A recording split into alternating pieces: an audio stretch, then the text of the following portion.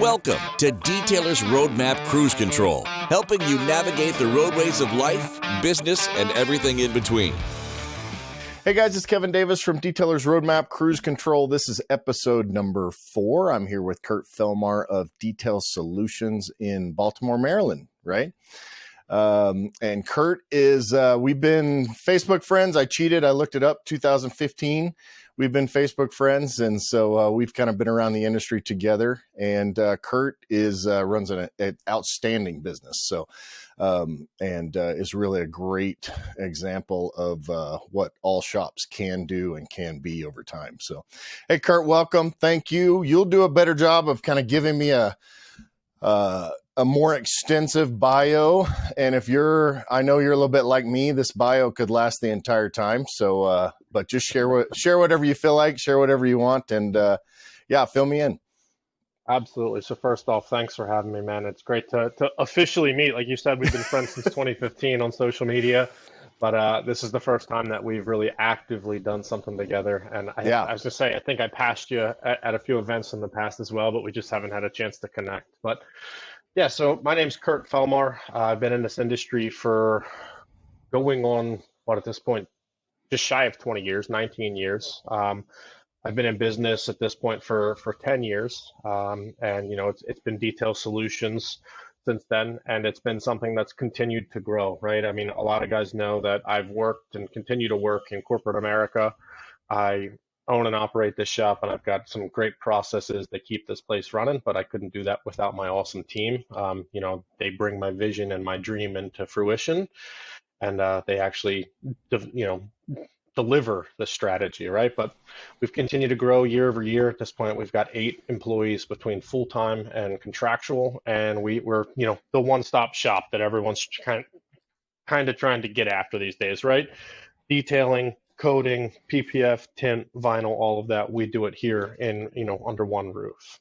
So we're a Ceramic Pro Elite dealer, which I know many guys have seen. It's the new thing with Ceramic Pro. It's a great opportunity for us as well as Ceramic Pro, but it's definitely one of those things that help take this business to the next level, without a doubt. So that's a little bit about us. Like you said, we're here in Baltimore, White Marsh more specifically. Great spot here in the Mid-Atlantic. We're near a bunch of the big cities, so no complaints on our end. And is that area in White Marsh, what kind of area is that? I always like to give people context. Higher end? Yeah, so we're actually, it's a really unique spot, right? Because we're, maybe 5 miles from the Baltimore city line, which is, a very blue collar, tough city, right? I mean, everybody sees and hears about Baltimore in the news. We are right down the street from that. A few miles to our east, we've got the Chesapeake Bay, which again is a blue collar waterman's area. And then, 5 minutes north, you've got, $150,000 household income. And then, 15 minutes northwest, that goes much, much higher, right? So we pull from all the demographics. It's a really interesting area, right? And that's one thing that I love is, I get to interact with people that have, generational wealth and that old money, as most people know it as. But then we get to talk to a lot of guys who are longshoremen or crabbers or this and that, who really take pride in their stuff and want to understand what's the value that I'm getting, right? What does this do for me? What am I spending my hard-earned money on? So we're right in the middle. We get a lot of that. One day right out here, we've got a brand new M3 competition. And then over here, we've got like a 2014 Porsche Cayman, right? So, or 2018 Porsche Cayman rather. So we're all over the place. It's a really unique area that we, service here. And is that an area that were you deliberate about choosing that area, or it just happened to be like nearby where you live? Was it rent friendly? I'm curious how you went about doing I was going to say, I'll give you a little bit of the background from where we started to where we are today, sure. Right? So, I grew up in a town called Perry Hall, just northwest of here. There's not much in terms of commercial there, right? I mean, most of that is going to be retail and restaurant based kind of things. Not much garage or, flex space as they call it here. Prior to that, or actually after that rather, I moved to an area called Parkville, and I operated out of my garage. I had like a 750 square foot shop, and we were mobile as well. And through a series of events and a fortune cookie from a Chinese food, later, I decided, let's go all in, man, right? Let's open up a fixed base location. And I got gung ho about trying to find real estate. And yeah, it was, a mix of multiple things, right? I mean, to be where I really wanted would have been far out of my budget, right? Mm-hmm. So I kind of found that happy medium, and I got a nice 2,000 square foot shop for a very little bit of, of money per month. It was very feasible for me, given my situation of, hey, I'm owning and operating this remotely. I'm going to have employees, by day and, kind of manage them from afar.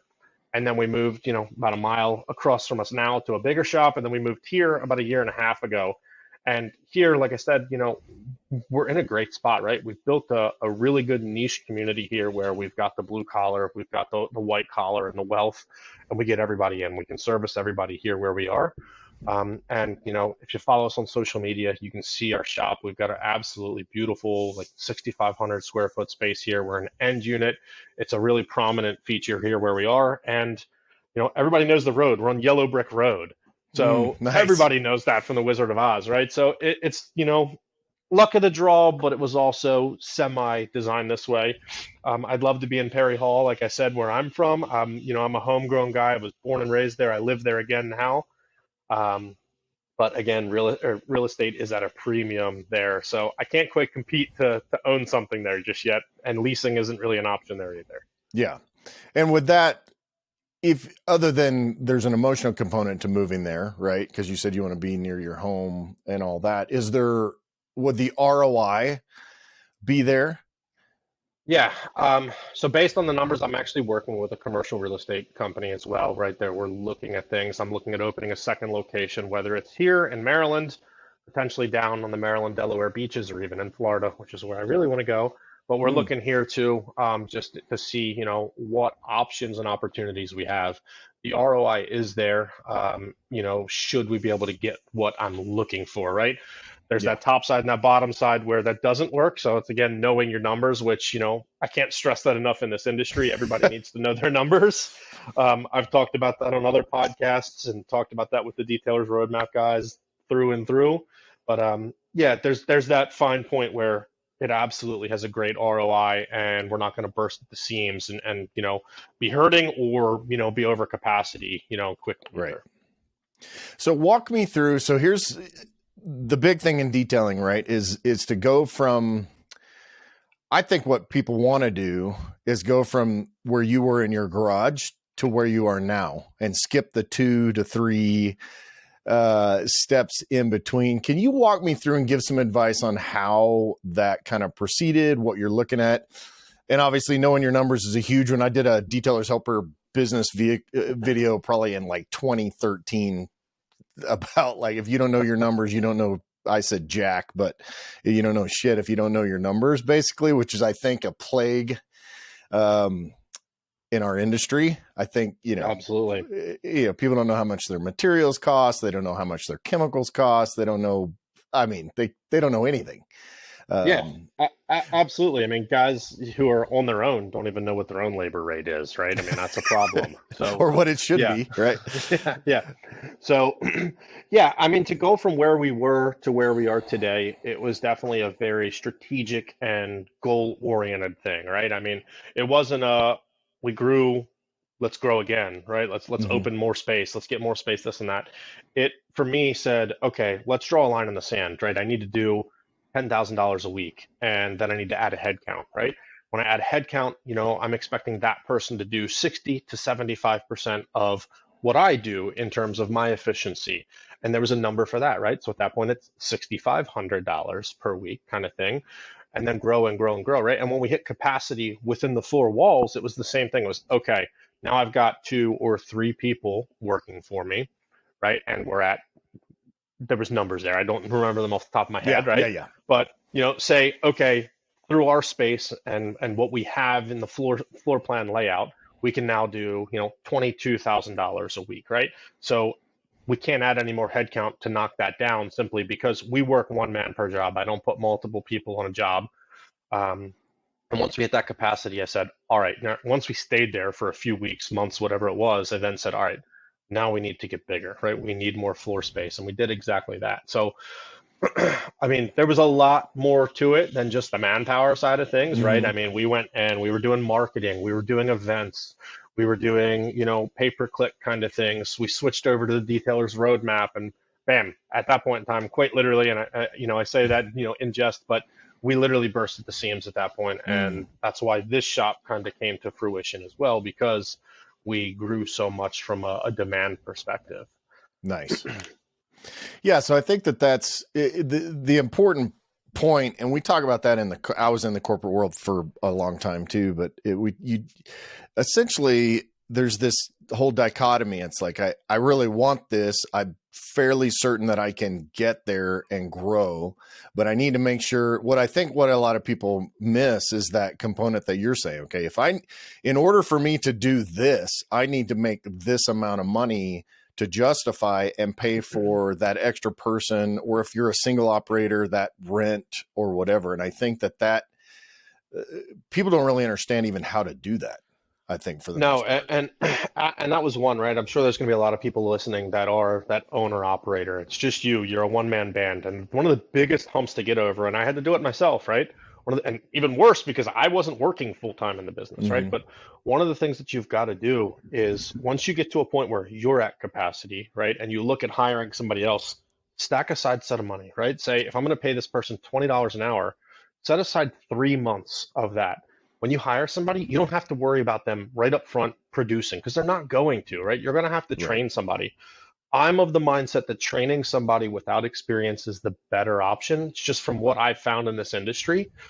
It's not to say that you can't go grab somebody who used to be employed in this industry, bring them over, and they'll work because they will, right? But if you're a smart business owner, you've got systems and processes in place that they're not going to want to abide by. You can't teach an old dog new tricks. Hmm. Yeah, you can change them a little bit, but they're still going to revert back in times, right? But getting back to it, right? If you set aside that money, it's going to help you as a business owner be able to afford to bring somebody on without cramping your style too much, hurting your family's finances or your personal finances, whatever it might be. And it's the same thing, going back to what I talked about, right? I mean, once that person is up to speed, you're going to make more money, right?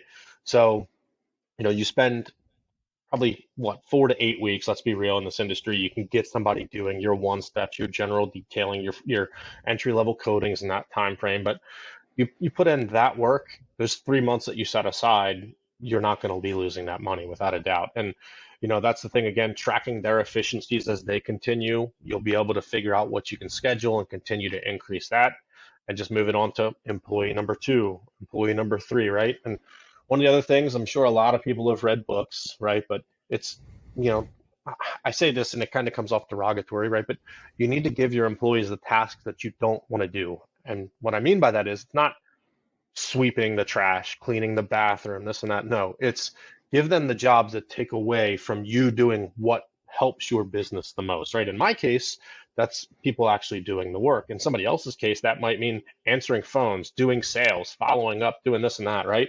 It does depend on everybody, but take that into account too when you're looking into these things and how you can scale.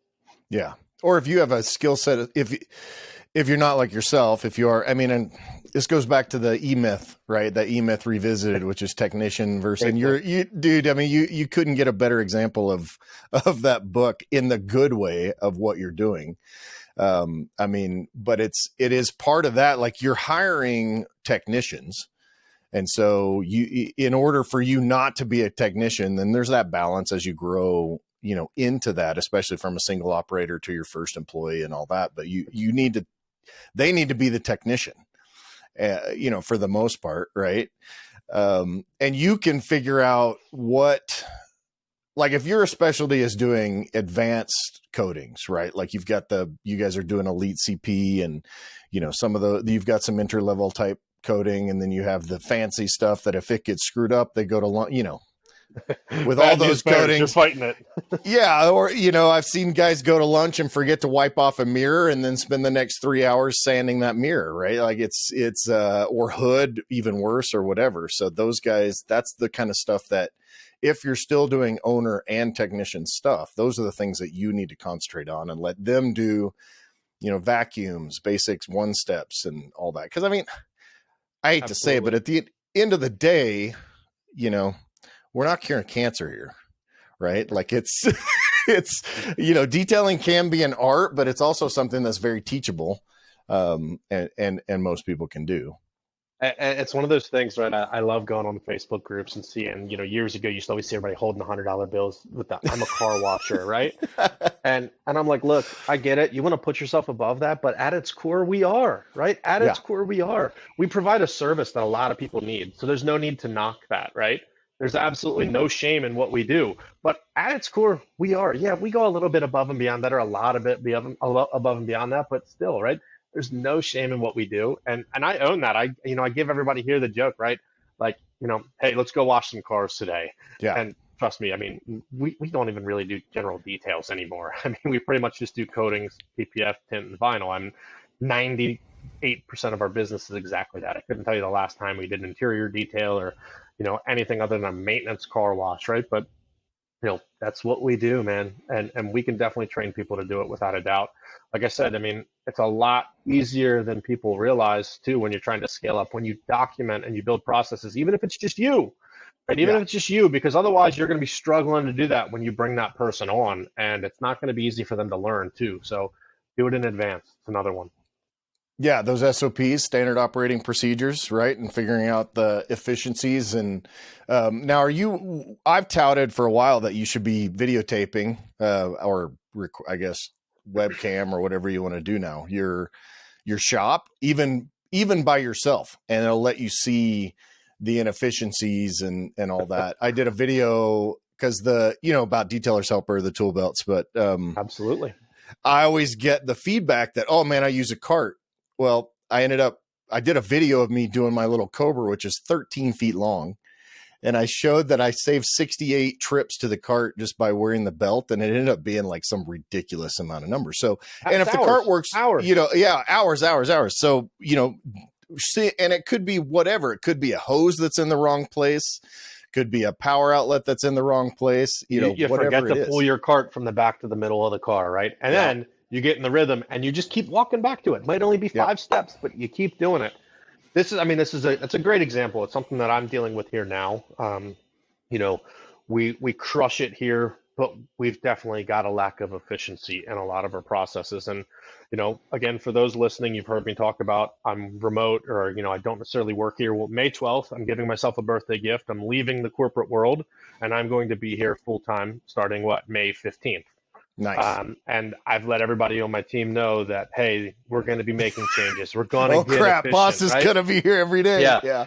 And it's one of those things, right? I mean, I joke like, I've got security cameras and I'm like, hey, what are you doing? Like, move that cart, this and that when I'm not here, if I'm locked in my office, right? And, that's definitely one of the things that we do see, right? Like you mentioned, an air hose is in the way for blowing out a pad. So you don't move your cart.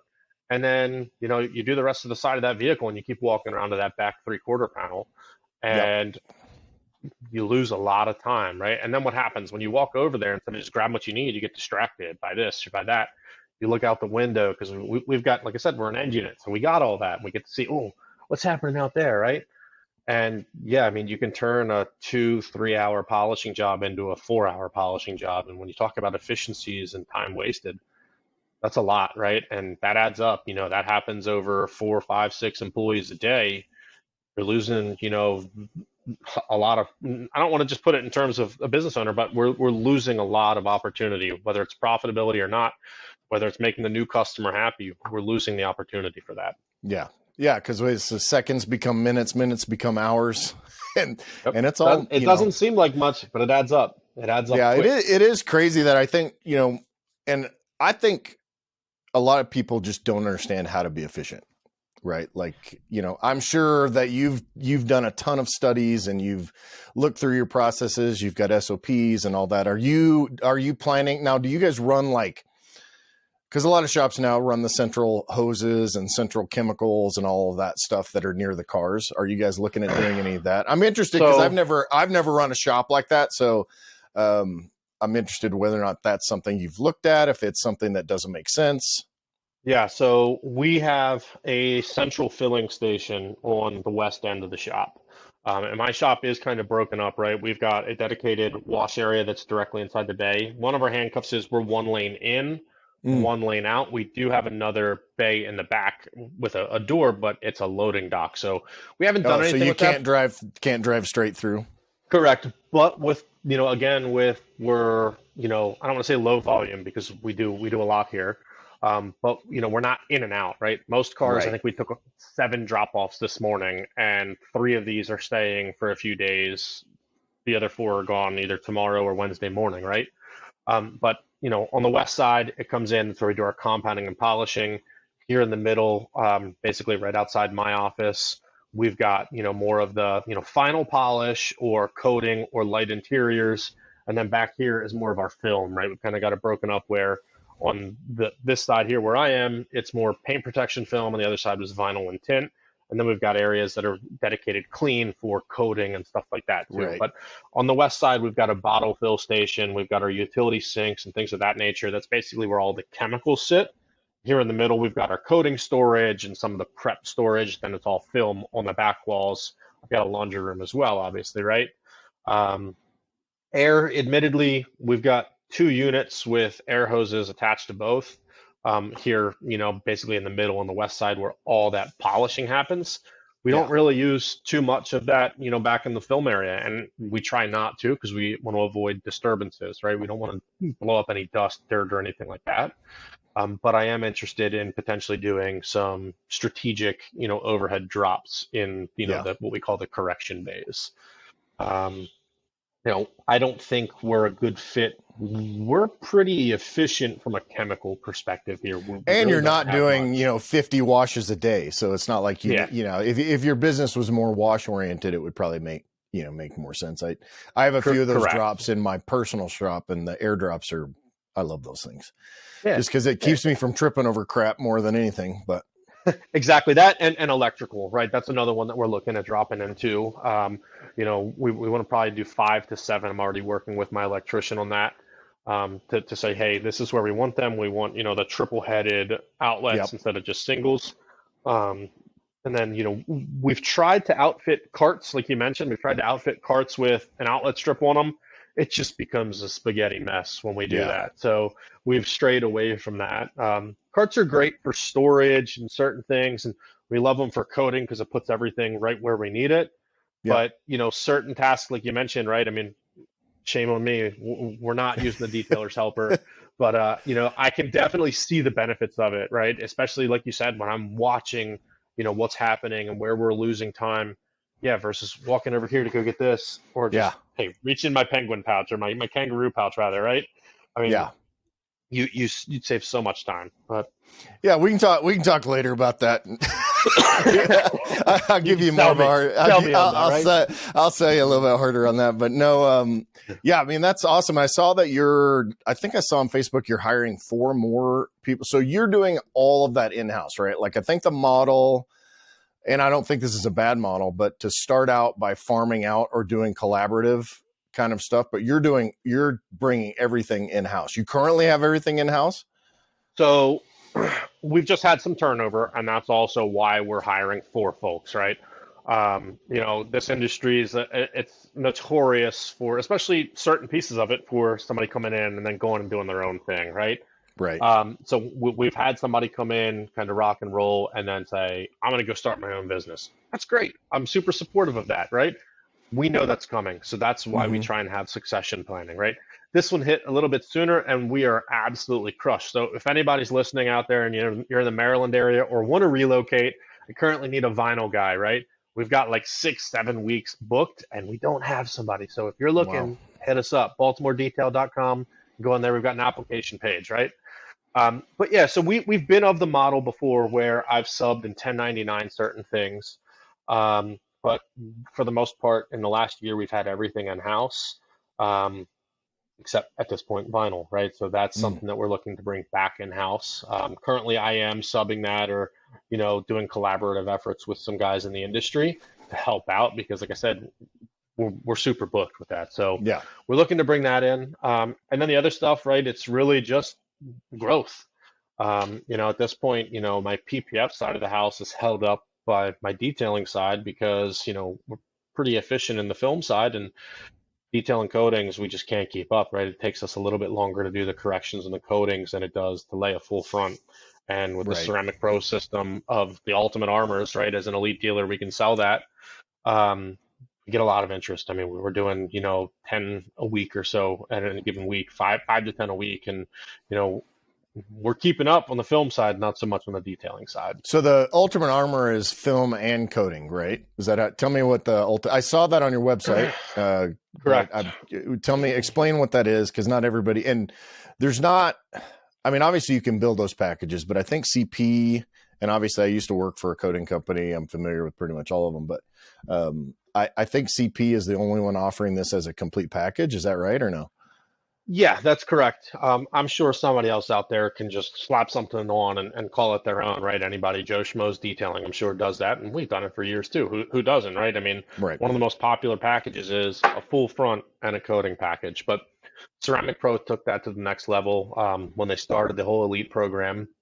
And if you pair the two, you get a lifetime warranty. Only elite dealers can offer certain packages. This is one of them.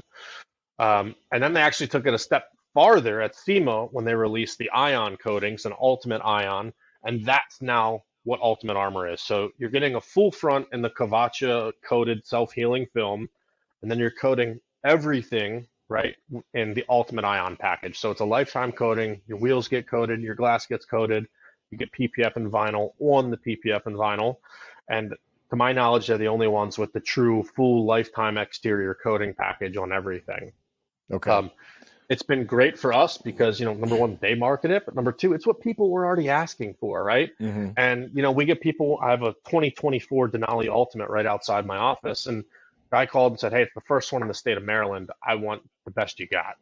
And that's what we're noticing now, right? I mean, we're getting a lot more of that. It's not so much the price shoppers as it is, what's the best package you got? I want the best bang for my buck, but also the best protection.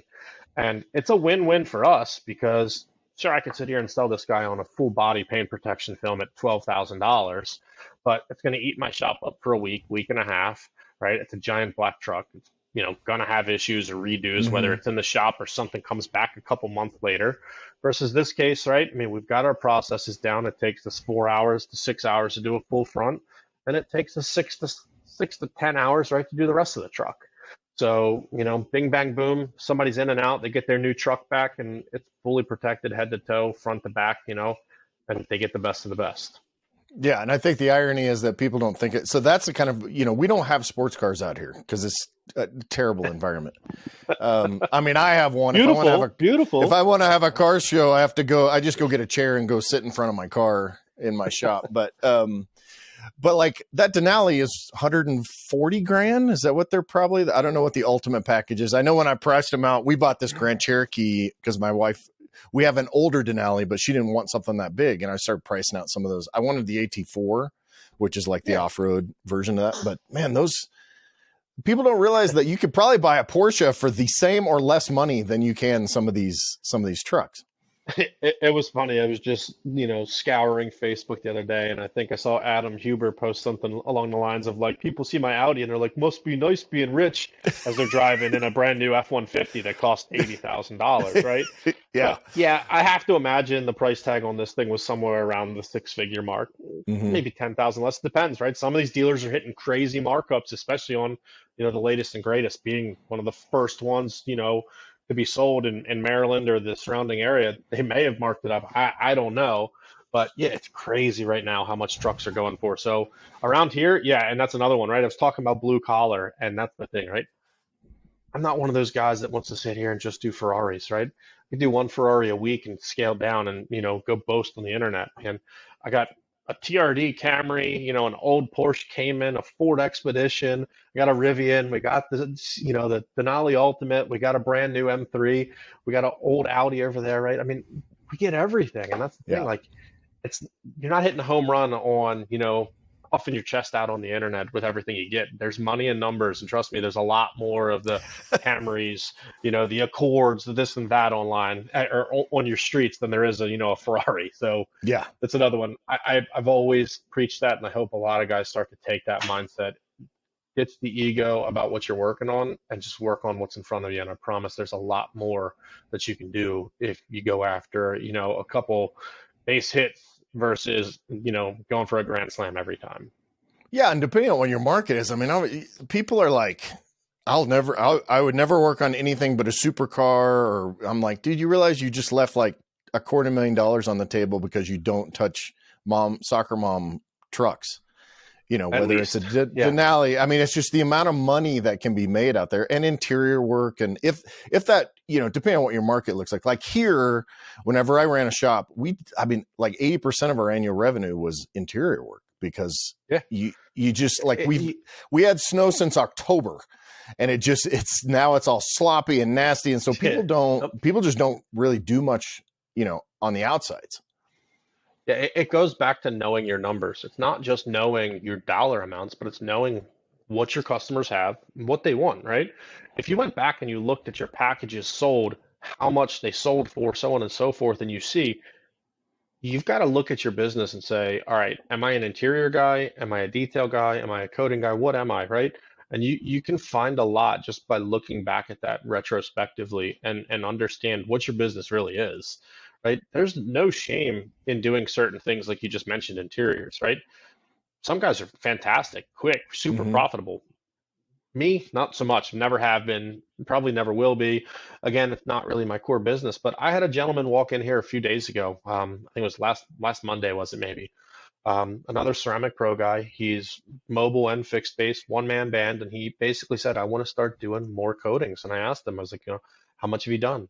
Right? What is your core business? What's your most popular package? This and that. And I said to him, I was like, look, it's not going to happen overnight. You need to understand, right? You need to try and upsell, right? If you do an interior with a wash and wax, try and do an interior with, a wash and a quick short-term coating, right? And that's one of the things. You got to grow it slowly, right? It's not going to be overnight, and you can't just transform your business because you want to. You've got to do it strategically, otherwise you're going to alienate your customers. Just like you always see everybody doing the $99 details when they start out, and then what happens when they bump those up to $250, right? You're starting from scratch because those $99 customers ain't your customers anymore at $250. So yeah, it's it is very locale based, right? I mean, here, interiors, they probably ramp up a bit in the wintertime. For most guys, again, you heard me say it earlier, we don't really do it. We're not, staffed for it. We're not trained for it. We can do them. We can do them properly, but it's just not profitable. And we're so booked out with everything else. Most people that want those don't want to wait. Yeah. But, to the guys listening, that's detailing, right? If that's what you're doing, keep doing it. If you want to transition, going back to what we talked about earlier, put together a game plan, know your numbers, and see how you can drive the change to where you want to be. It's not going to happen overnight, but you can do it by being strategic and goal driven. Yeah, and making sure that, because I don't think what do you do on your day job? Like, what's your I'm curious because I want to make that connection. Yeah, so there is no connection. Interesting. The only real connection is just through systems, processes, procedures, things of that nature, right? So I work for a company that a lot of people know is, the spice manufacturer, one of the giants, right? I work for McCormick and Company. I'm in IT there. I'm the global network manager. So all things connectivity, I've got in my purview. And again, I've got 3 weeks left. So I've had a 15-year career there. I actually started out in production, putting spice in the bottles. So the spices that you guys all know and love and get somewhere at a grocery store or online, whatever it might be. I've probably been around it, and now I touch it just through technology. But yeah, there's no real true connection. Some of the efficiency stuff, I am Six Sigma certified. So for those of you who don't know, it is about processes, efficiencies, a place for everything and everything in its place kind of thing. Super big in our production areas. Obviously in IT, we don't really do anything of that perspective, but still, we deal with processes, procedures all the time, right? I mean, when we're bringing a network down or up, whatever it might be, we've got to follow those procedures. And if you don't, bad news bears on the way back up, or, the opposite. Yeah. So, yeah, that's it's a stretch, but it's what I do, right? Well, I mean, I think too, I have an IT background a little bit too. And so, I mean, even like onboarding a new employee, right? Like you've got specific ways that gets done. Do they get a desktop? Do they get a laptop? Do they, what kind of those machines do they get? Does everybody get the same or whatever, inventory and all that, but it's all data and SOP driven. Even if you yourself may not be exactly in each one of those steps, but I think it transfers really well. I think it's the like you said, the process alone, right? Yeah, it's like when you go to a job interview, right? Everybody just throws everything on their resume, but they put it exactly as they did it, right? You're going for an IT job, but you put on there that you worked at McDonald's. That's fine. If Yeah. you explain that you're going to be on the help desk and you talk about your customer service background, right? Same thing here, right? I mean, everything transforms or translates from one to the other. As you mentioned, onboarding, right? You know, in the day job, what do? Right? We say, all right, they need a login. Like you said, they need to be able to connect. They need a phone. They need this. They need that. They need all these hundreds of pieces of access. Here, what is it, right? We're a You're Able shop, right? Do they get a at baltimoredetail.com email address? Have they been set up in the payroll? Have they gone through the benefits package? Are they set up in You're Able? And then it's the onboarding, from a training checklist. All right, do they know how to wash a car? Do they know how to do, bottle filling from a dilution perspective? Do they know what a compound is, what a polish is, what this pad is, this and that? And then you start to check all those things off. So yeah, it is a very strategic thing. When you look at it on the level that I do every day, it doesn't seem like it. But when you step back and you look, okay, well, I've got these 15 documents just to bring one employee on. It Right. only takes us 2 days to do it, right? But we've got all of that. So yeah, I am pretty methodical about things like that. We're learning every day, right? I mean, as I transition to be here full time, there's a lot more that I'm going to implement to make things smoother and better for everybody, right? One of my jobs is, how do I make your life easier as an employee? I don't want to make your life harder. I want to make you more effective, efficient, happier, and to just have a better day at work. And there's a lot that I'm excited to uncover as I'm here full time. Yeah. And I think what a lot of people, having that quality of life for employees is something I think a lot of people miss, even if they are the employee. I think, that if you go home at the end of the day and you're just beating all the crap, because this is detailing is hard. It's not easy. It's a hard job physically. And if you're wasting movement, if you're wasting steps, if you're wasting energy and anxiety and all that crap that you have to deal with because you have no systems or crap systems, dude, it's just what a waste. Yeah, especially for the mobile guys out in the heat or the cold, right? I mean, we got it bad enough just standing on concrete all day, but if you're out there in the blistering South Florida heat or anything like that, yeah, you're going home drained, especially if you're, like you said, you're taking extra steps or chasing things that you can't find, whatever it might be, for sure. Yeah. So speaking of that, how would you teach someone to try to start developing better processes? Just in general, we don't need to give any trade secrets away, but I'm curious. So you hit one of them on the head earlier. It's videotape, right? And I learned that from Ivan LaCroix. Set up a camera on a tripod, videotape yourself, doing whatever one of your first processes, right? Your decon process for us, right? Everything comes in, gets washed, wheels, everything done, clayed, iron, deconned, everything like that. Videotape yourself doing that and watch how much time you waste. Do it with polishing, do it with everything, right? First off, it's like lifting weights. The weights never lie to you. The camera doesn't lie to you, right? Because you can sit there and act like you're as efficient as possible. But when you go back and watch yourself, right, that's when you see it.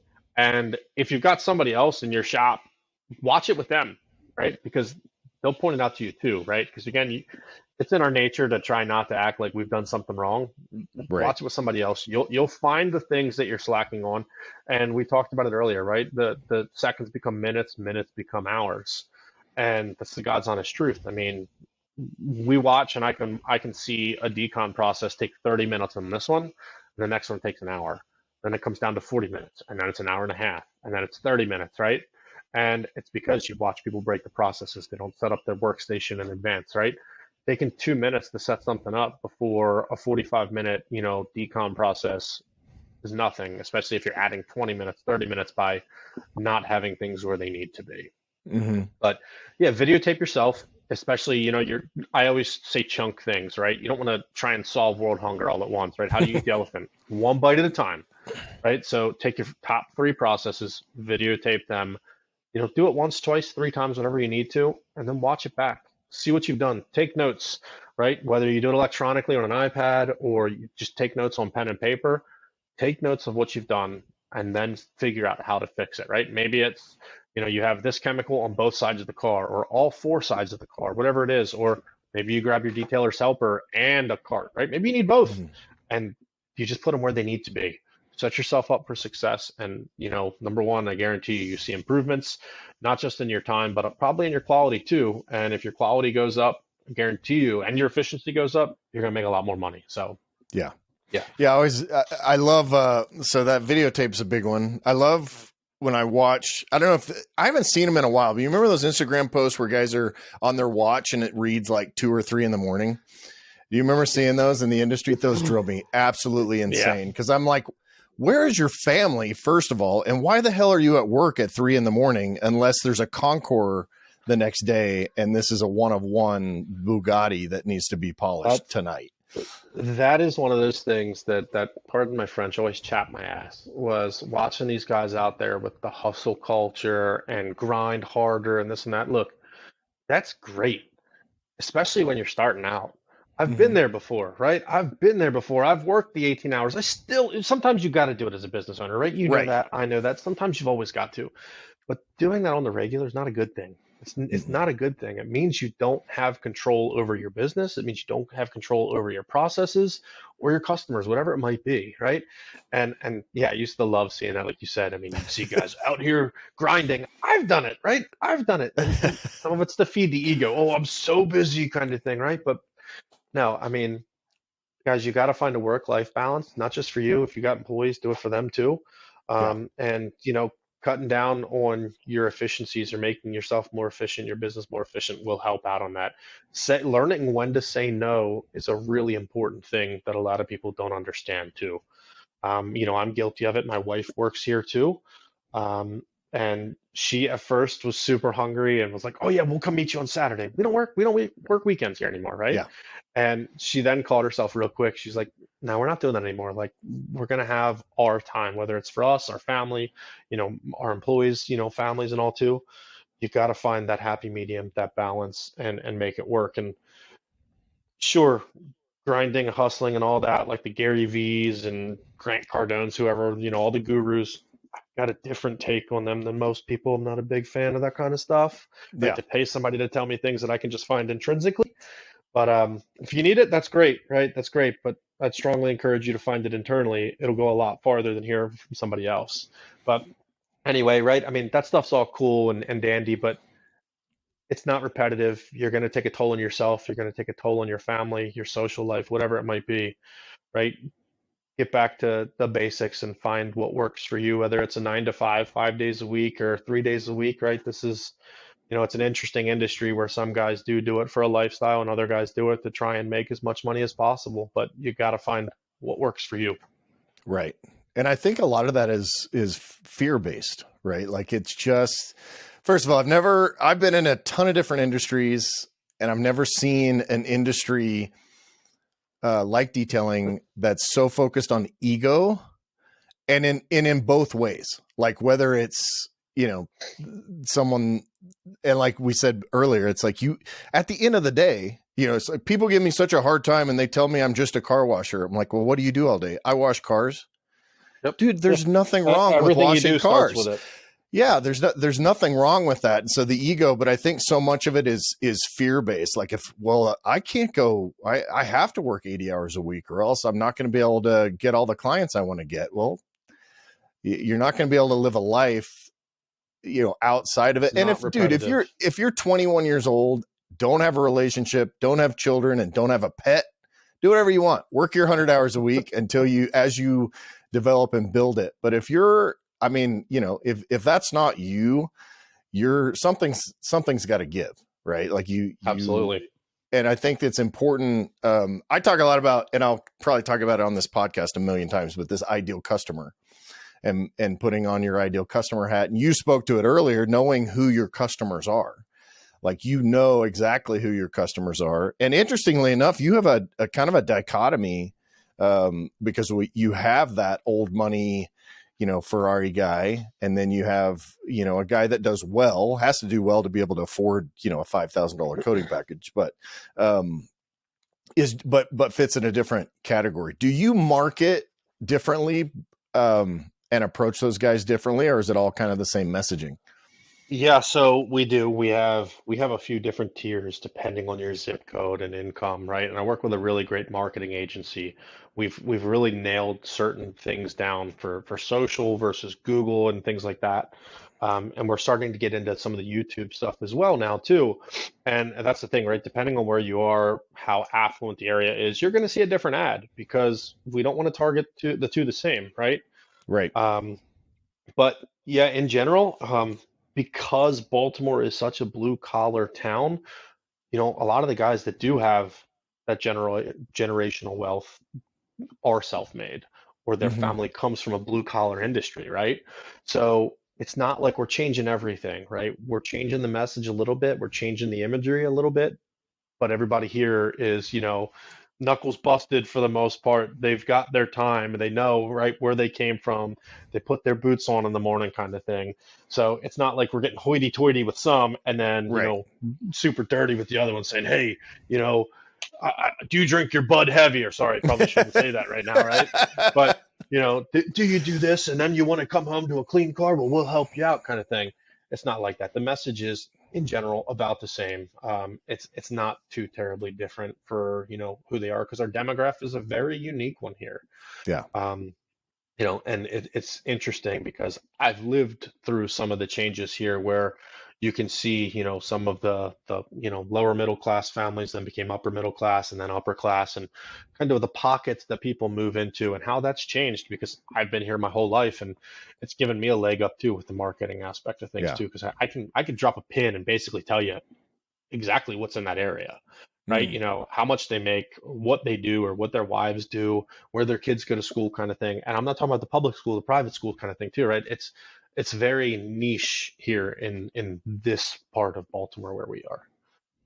Which I think brings up a couple of things. First of all, what I picked up on is that you really do, what that marketing message is, though, because whether it's someone that's very affluent or someone that's making their way towards a upper middle class, they're the hard workers. And so like your messaging and your branding and everything that you do is designed to meet that hardworking aspect of who your customers are, right? Like that's what I would expect.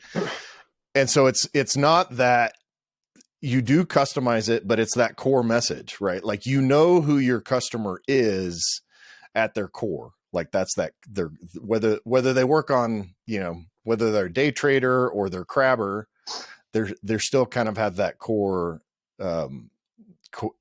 ideology that you're trying to meet, right? It's a blue collar town, right? Yeah. Yeah, and that's the thing, right? I mean, we're connecting, right? We're providing a solution to people. I'm not just cleaning your car, right? We're providing solutions, whether it's keeping you from getting rock chips, helping you protect your paint, making your paint easier to clean so you can spend less time cleaning it, this, that, and the other, whatever it might be, we're providing solutions. And we know what most of the people around here want. And that's critical, right? You're not just, oh, you want a 5-year coating or a 10-year coating, right? That's not what we do, right? Yeah. And it's one of those things, right? I quantify everything, right?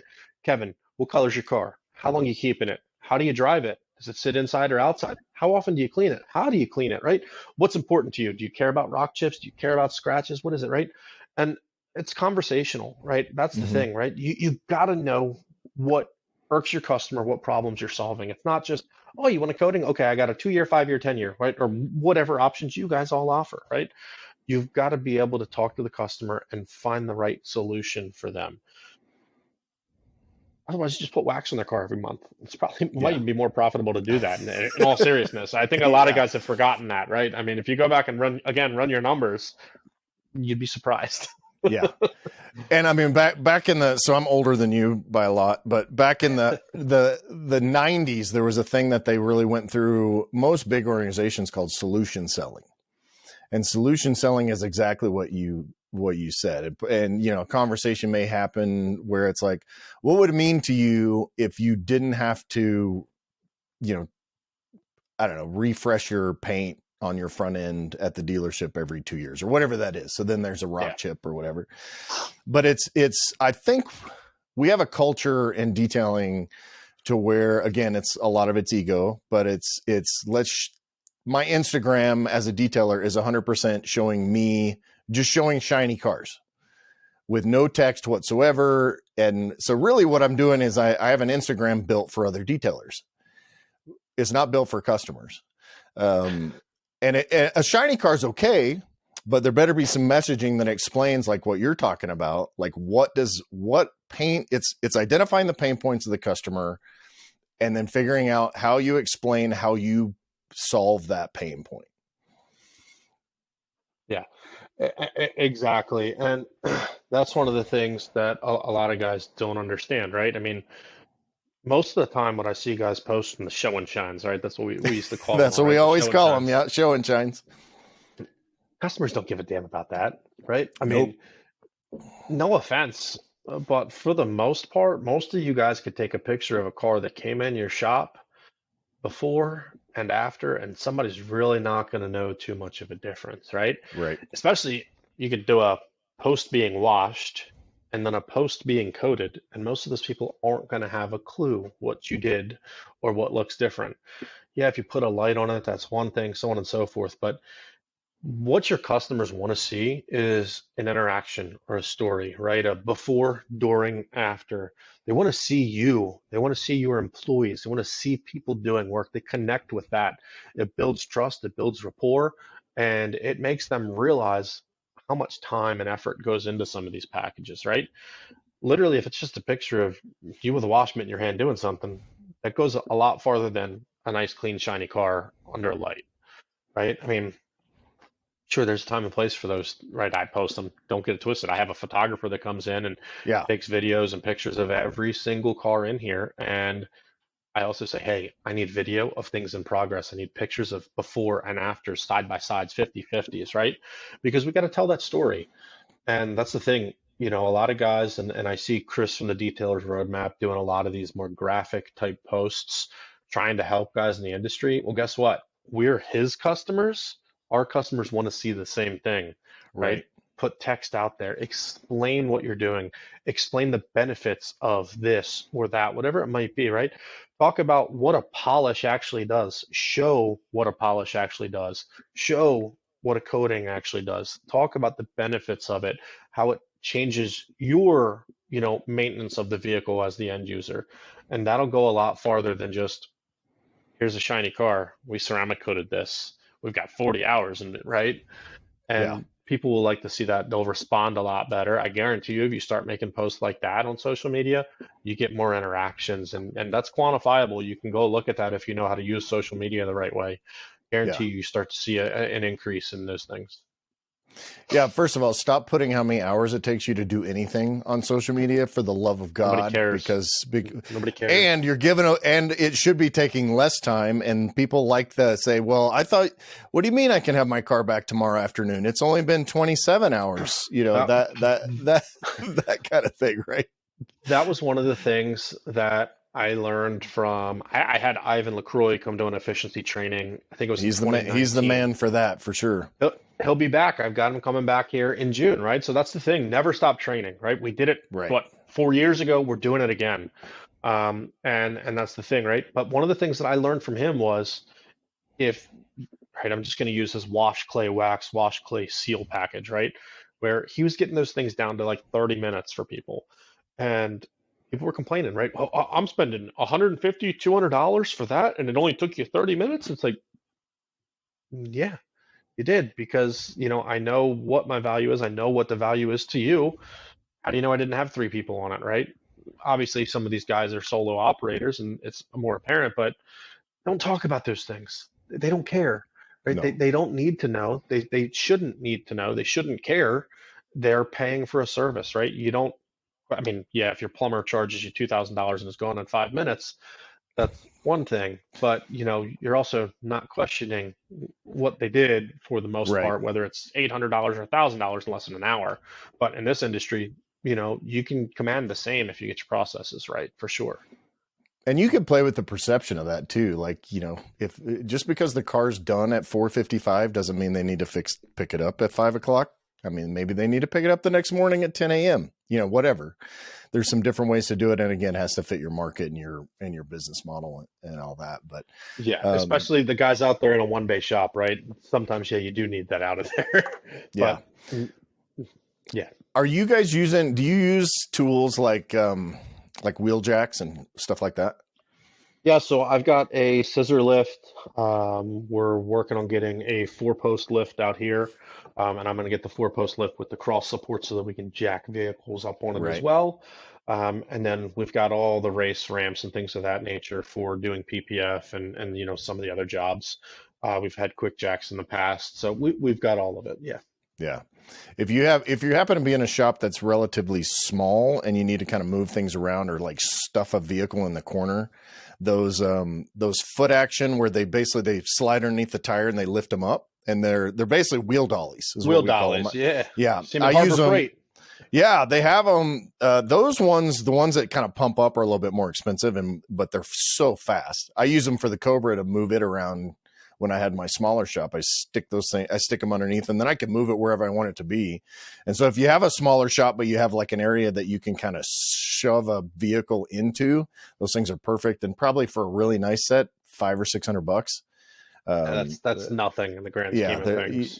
You can make that back. But I was thinking about what you were saying. The old Mike Phillips adage was, your customer doesn't know the difference between a swirl and a squirrel. He always used to talk about that in his training classes. But it's for a guy that has a shop. So if you have multiple people working on it, it would be good to have those people in all of those pictures, because then that's an easy way to delineate it. Or if you're just a one man, one woman shop, then you can actually show different parts of the processes.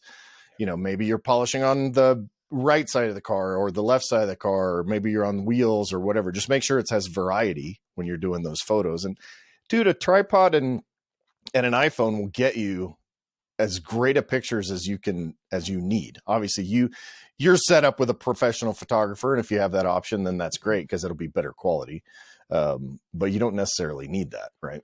You can make great content on this right here, right? I mean, literally this device, you can make great time lapses. You can make great section pass videos, before and after, wheel cleanings, this and that. Everything that you need, right? Instagram stories, Facebook stories, whatever, for the device that you already have. Just go. Yeah. I was going to say, I've got, we've got everything that we need to do it off of that, right? We've got tripods. We've got, that was everything a gimbal. That's a gimbal, by the way. We've got, well, hey, I was reaching for the other one. You just couldn't see it. I've got the tripod with the gimbal. Oh, there you go. Too. Yeah. Oh, nice. Wow. Fancy. I mean, literally, we've got it all, right? So you can go crazy with things. I mean, a lot of guys don't realize it. I mean, there's all sorts of add-on attachments for your iPhone that are very cinematic, right? There's actual movies that have gone mainstream that have been shot on your iPhone. Yeah. So realize that. Don't think you need to go out and invest thousands of dollars. You can go get a cheap tripod. You can set it on a stool, whatever it is, and just set it up and film it, right?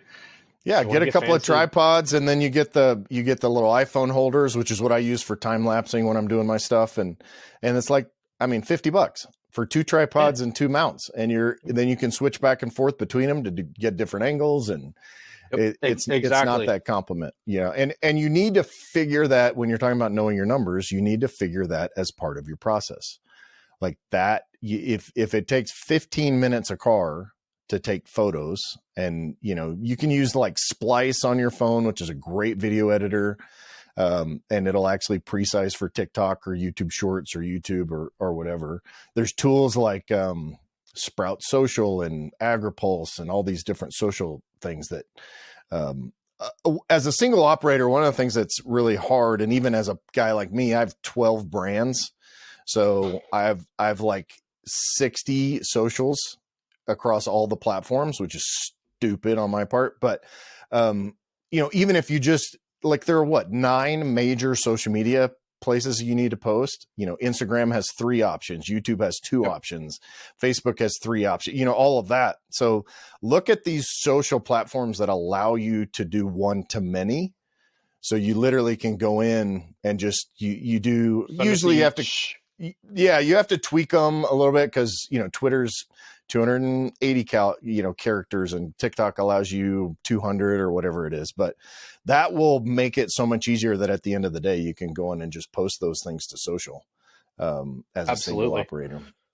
Yeah, and we use a tool for our CRM or lead captures and things of that nature called Lead Connector that I'm sure a lot of guys use. And there's an automation tool that's built in there where you can post to Google, you can post to Facebook, you can post to Instagram, you can post to LinkedIn, all of them in one full swoop, right? So you do things like that. I mean, it's not going to check every box. It's not going to be perfect Right. across each platform, but it's automation. It saves you time, and you're still getting the reach that you need, right? It's not always going to be perfect. That's a saying that I've got, in my corporate world as well as here is good is good enough sometimes, right? Right. You're Yeah. never going to get everything perfect across the board. At some point in time, you just got to say, that's good enough. Let's let it rip, right? It's not to say you cut quality, right, in the end jobs here, but some of the other things that we do, you're never going to get perfection in everything. Yeah. And I think the perfection thing of it is what kills so many people. That whole you got to take your detailer hat off and put your customer hat on, right? People are like, well, how good a paint, how perfect does the paint need to be? Well, how much are they paying and what do they expect? I mean, I may want to make it 90%, 95%, but if the customer is okay with 60% and I can do a 1-step on it and throw some sealant and that's their budget, that's probably good enough, right? And that's a great point there, right? I mean, knowing your customers is more than just knowing what they drive, what they want, right? It's also what can they see? What do they expect, right? We do a consultation. We try and get everybody in the door. Number one, because I built a hell of a kill room, right? I've got a huge lobby window that looks out to our shop, and I tell everybody, anybody that answers the phone, whether it's my sales team or if somebody in the shop answers it, hey, can you come in? Right? And what I'm getting at with that is you get them in here, they see what we do, they see how nice the shop is, they see how clean and tidy everything is, but then we talk to them. We can walk them out onto the shop floor and we can say, hey, you see this? This is a 1-step correction, right? And they're like, oh, it looks perfect. And something, it's a 2015 black GM, right? It's trashed, but it looks Right. amazing to them. And that's the thing, right? We, again, the ego industry are like, that looks like shit, pardon my French, Yeah. right? But reality is those people don't see it, right? What we see, they don't see 99% of, right? All right, even at 50%, they don't see half of what we see, right? That's a big difference of things that we stress out over, that we add time over, and that we're not delivering what the customer wants. We're going way too far. So definitely understand what your customers can actually see and set their expectations, right?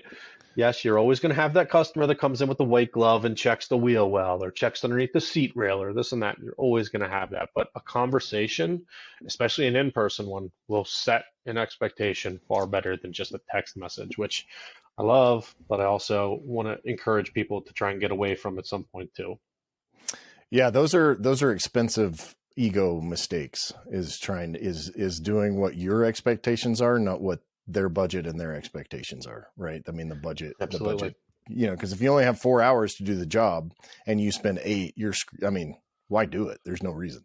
You're pissing your customer off too, right? I mean, that's Yeah. the other thing is, there is a time when your customer wants or needs their car back, and you trying to stoke your own ego to get it better than they want it isn't a good thing. Yeah, because then not only do you lose time on the first one, but they go somewhere else that'll do a worse job, but the job that they wanted in the first place.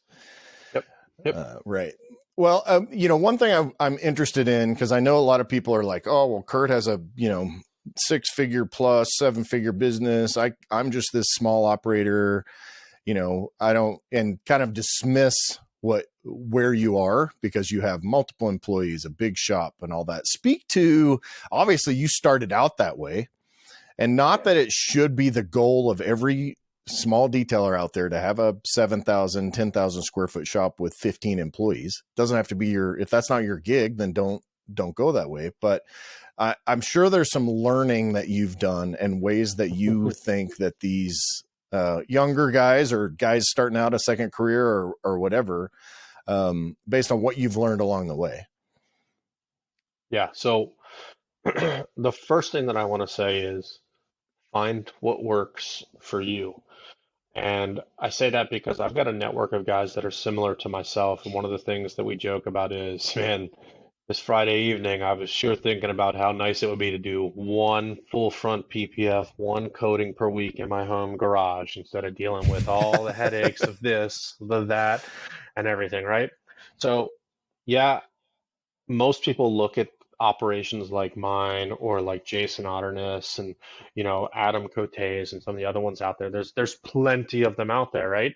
And they're like, oh man, that's awesome. I want to get to that. And maybe you do, maybe you don't. But I encourage everyone to really look and see and find your happy place, right? What does your future look like? What does success look like to you?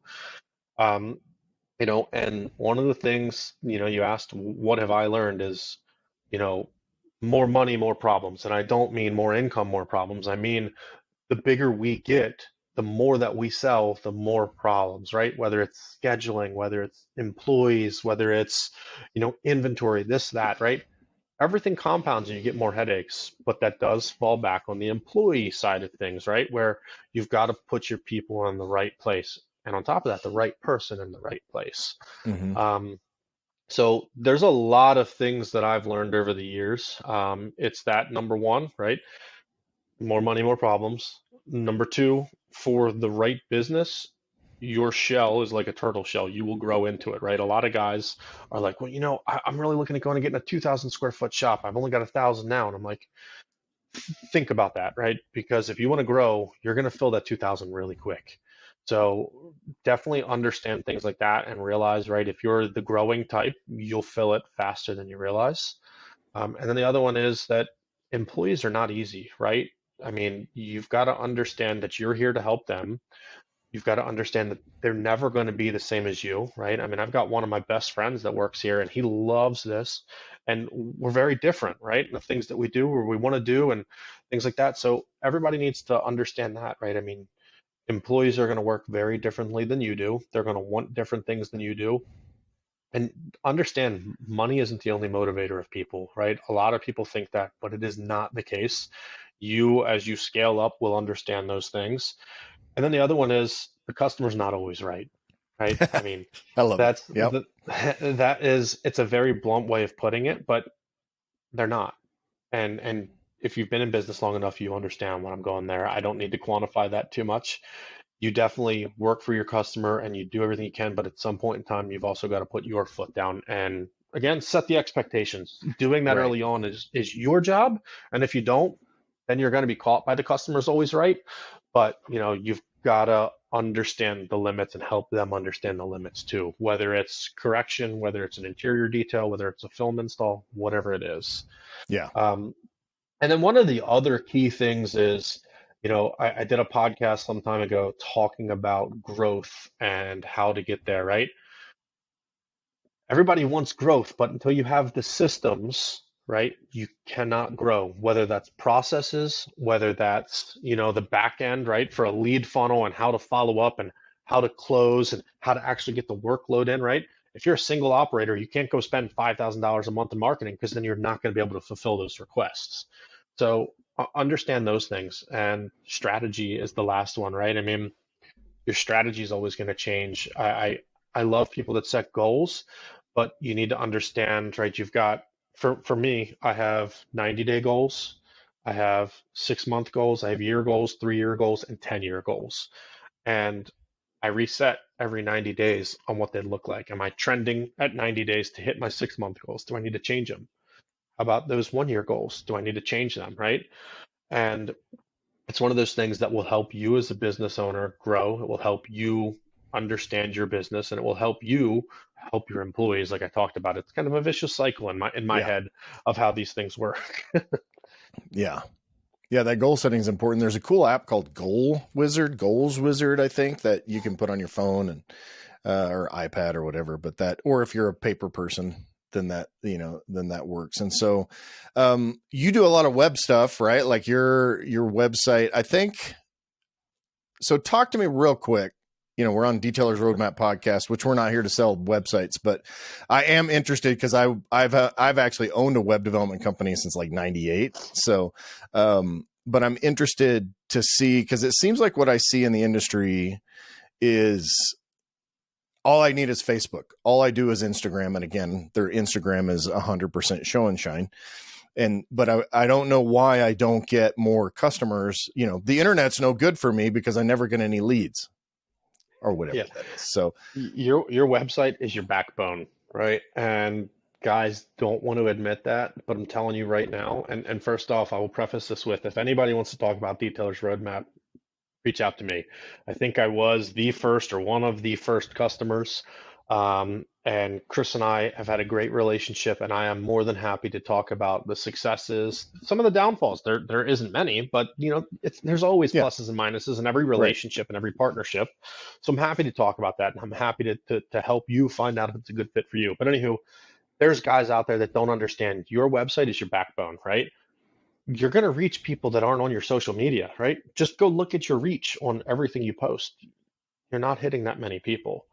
So, you do that, the search engine optimization comes naturally to an extent. Yes, I have an SEO package through Detailers Roadmap as well.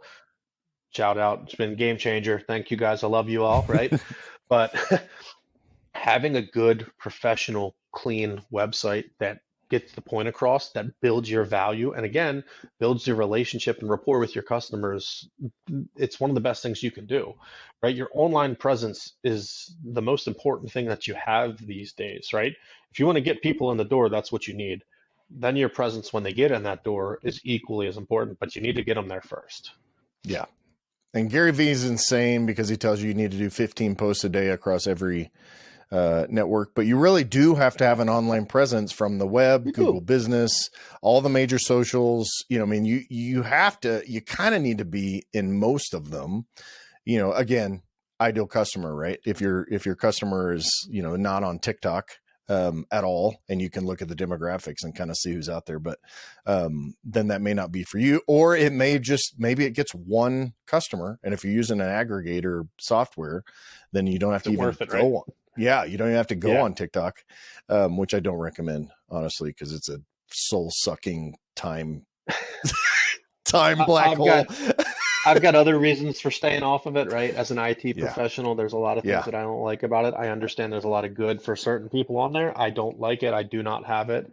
A few of my employees do use it, and they post to our socials on there on my behalf. Yeah. But there's a happy medium to everything. And like you said, you've got to post on social. There's no doubt about that. And then obviously, the Detailers Roadmap is great because they backlink some of those images onto your website too. So you're basically just constantly putting new content out there. But if you want to be, able to reach more, you do have to use it more. It's another one of those things, build your processes. If you're a person, right, that struggles to commit to things, set a reminder in your phone, set a calendar invite. If you're able, set yourself an event on there as well that says, hey, at 9:00, post here. At noon, post here. At 4 p.m., post here, right? And stick to it. Google My Business is a huge one. I think it's often overlooked by people because it's not sexy, it's not flashy, but there's dividends to be paid there, baby. Trust me, I am aware of that. Facebook and Instagram, sure, it's cool. You get the likes, you get to stroke the ego. But it gets you in front of more people the more you do it too. So I'm no king of the algorithm by any means, but I see the benefits of staying active in those. Yeah, and again, like you said, you have to have processes and use tools that make it easier for you, make it more efficient. And at the end of the day, if you don't have time to do it, it needs to be done. There's virtual assistants. There's, services that'll do it. There's sometimes you get in an issue where they don't understand your voice, but if you lay that out for them, it can be a decent way to go instead of trying to do it all yourself, which, I'm guilty as much as anyone of doing things too much myself.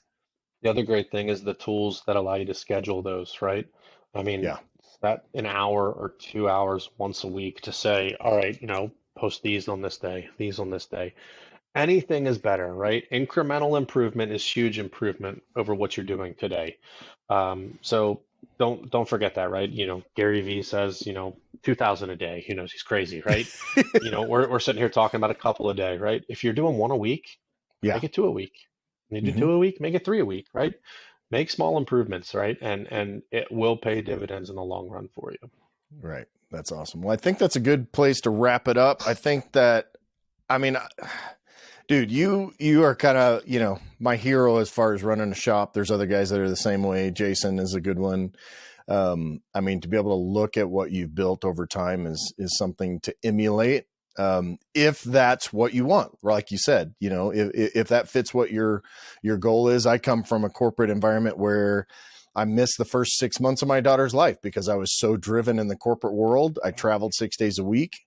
And so all that to say, build a business so that you can build your life, which it seems like that, that you have a good balance, and, be able to build those things. We all struggle, right? But, having, putting that, keeping your priorities straight and all that. So how do we find you, learn more about you, see all your, your thousands of show and shines that you do per day?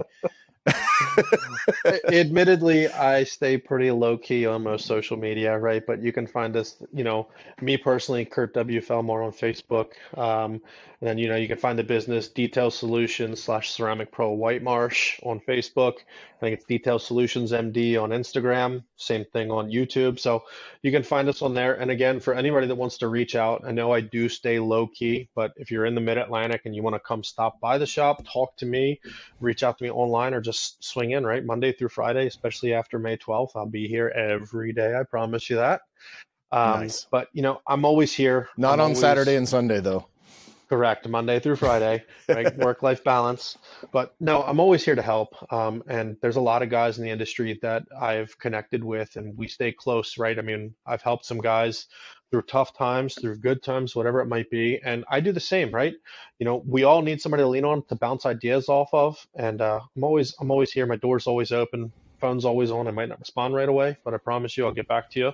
And I'm here to help this industry win in any way we can, right? I mean, it's car washers, right? But Yeah. there's something to be proud there. And a lot of guys, some guys struggle with it, others don't, but I'm here for everybody, whether you want to grow, whether you just want to talk, or you just have questions about, what I've done, Detailers Roadmap, Ceramic Pro, any of the above. I'm here for everybody. Nice. So all right, thanks Kurt, for having me on, Kevin. Appreciate it. Thanks, buddy. That's awesome. Talk to you soon. Yep. Have a good one. You too. Get your one-stop success solution at detailersroadmap.com today.